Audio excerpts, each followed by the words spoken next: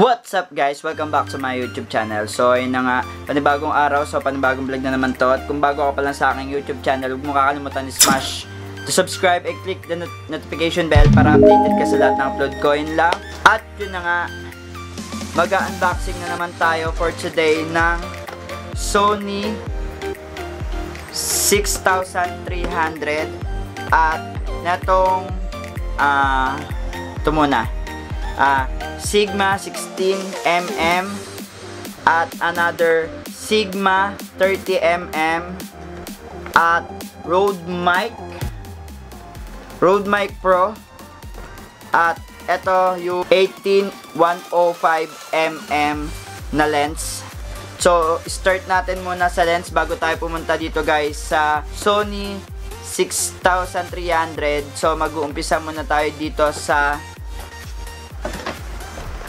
Sigma na lens 16mm saka isang 30mm. So unboxing muna natin to guys. Etong Sigma, ayan, ito yung laman niya ay ito lang yung mga papel neto, saka ito na siya. Ito yung Sigma lens. Ayan. Ang ganda nung lalagyanan niya guys, kung nakikita nyo. Ayan. So, ito yung Sigma 16mm. Ito yung lente niya. Sobrang ganda niya. Saka, ayan. Kung nakikita nyo.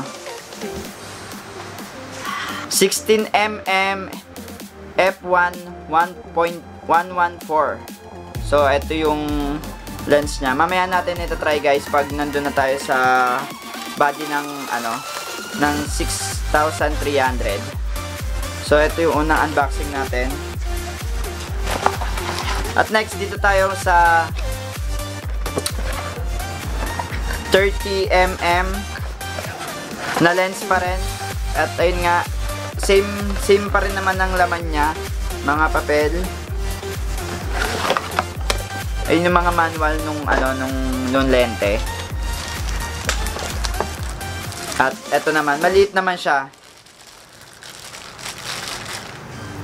Ayan. Ito yung 30mm 114. Ayan, eto siya. Mamaya natin din ito try kung gaano siya kalayo at kung gaano kaganda yung shot niya talaga. So, balik muna ulit natin. So, next natin.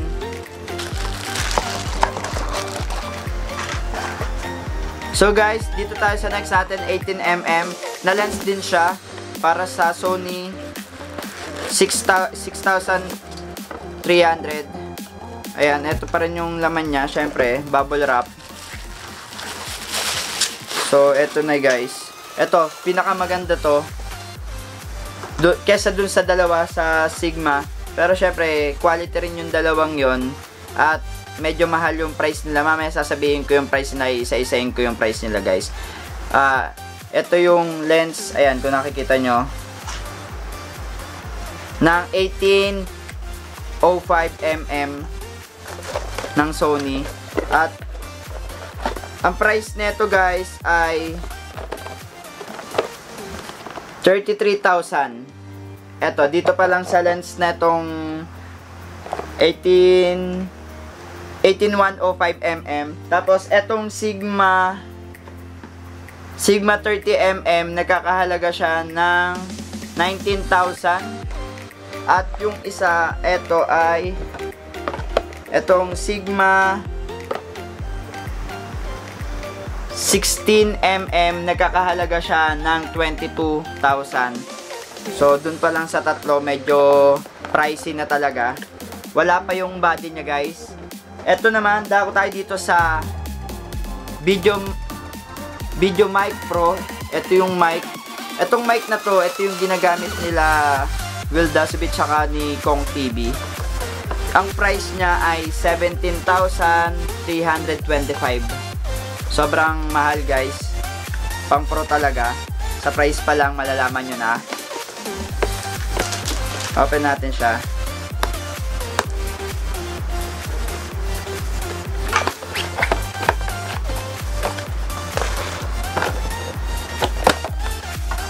Ayan. Ito yung Rode Mic Pro. Ayan. Sobrang ganda. Ito yung gamit talaga guys ni Will Dasovich saka ni Kong TV. Sobrang mahal niya. Saka pricey talaga. Pero, di battery siya guys. Kung makikita nyo dito. Ayan, may lagayan siya ng battery sa loob. Hindi siya yung kagaya ng Boya mic na okay lang kahit walang battery at nakadirekta dun sa camera kahit hindi siya nilalagay ng battery. Okay siya. Pero ito, kailangan ng battery dito. Kaya medyo gagastos ka talaga. Bukod dito sa Rode mic na to na 17,000, kailangan mo pang bumili ng battery. Syempre, kailangan mo ng charger. Kung may battery ka, kailangan mo ng charger ng battery. Kaya mas mabigat, mas nakakapanglumo. So, next. Pero hindi ka naman maglulumo kung ito yung quality bibilin mo kasi sobrang ganda nito. Parang wala ka talaga maririnig na hangin. 'Di ba? Yung kagaya sa ibang mic, medyo yung ganon yung ano niya, yung quality ng mic nila. Kaya ito, wala ka talaga maririnig. As in, normal voice mo, kung ano yung salita mo, kagaya na itong mic ko, medyo may mga ganun pa yan. Ito, wala talaga. Sobrang linis neto. Ito yung pinaka mabigat na mic na talaga. So guys, dito na tayo sa Sony A6300. At open na natin siya. So guys, ito kanina chinek to nung kuya ko. At sobrang ganda talaga. Lalong lalo na kapag nung ginamit niya montage lang pero high quality. Sobrang ganda nito. Ang price guys nito ay umaabot siya sa 34,500. Nakuha ko pa siya ng promo. Promo pa yun ha. Paano pa kung hindi naka-promo na percent? 'Di ba? Sobrang mahal niya. Doon pa lang, lalo na doon pa lang sa mga lens nito. Sobrang mamahal. So, ito yung unang laman niya guys. Ayan. Manual kung paano siya gamitin at kung paano siya kakalikutin yung pinakaloob niya. Ayan. Pero, pag dito naman sa Pilipinas, ewan ko, yung iba, nahihilig, binabasa nila, mas pinag-aaralan. At, syempre, yung iba naman sa YouTube na lang. So guys, ito yung mga accessories niya. Ito, una, yung lace nung camera. Ito yung cord niya. And adapter. Battery. At ito yung body talaga nung camera guys. Netong Sony A600. Ito yung itsura niya guys.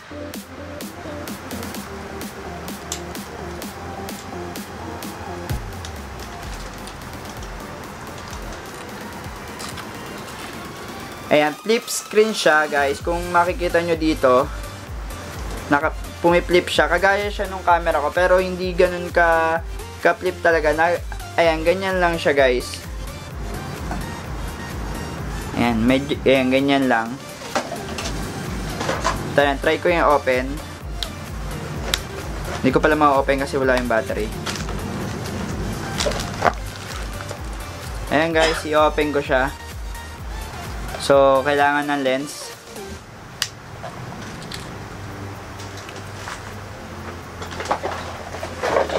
Ayan, ito yung unang lens natin. Yung 1805mm. Ito yung pinakamalaki dun sa 16 saka sa 30mm natin na lente.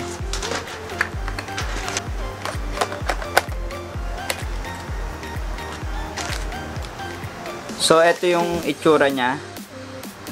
Yung body plus lente, ito na yung itsura niya, guys. So, open natin.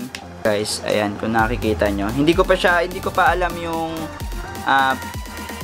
etong body, kung paano siya gamitin. Pero, magre-review pa ako sa YouTube kung ano yung laman neto, kung ano yung pictures netong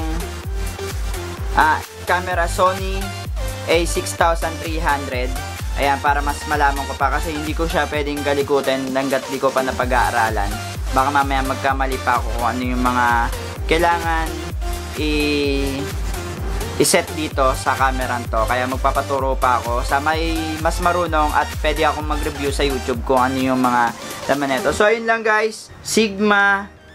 Ito lang yung mga unboxing ko. Sigma 30mm at Sigma 16mm at Rode Mic Pro.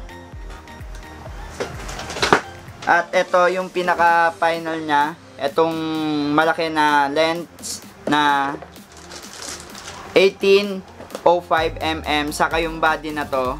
Ayan. Ayun lang guys. At dito ko natatapusin itong vlog na to. And huwag nyo kakalimutan mag-like, share, and subscribe. And click the bell button para updated kayo sa lahat ng upload ko. Ayun lang. And give it thumbs up kung okay kayo dito sa unboxing ko. Ayun lang guys. Maraming salamat and paalam na.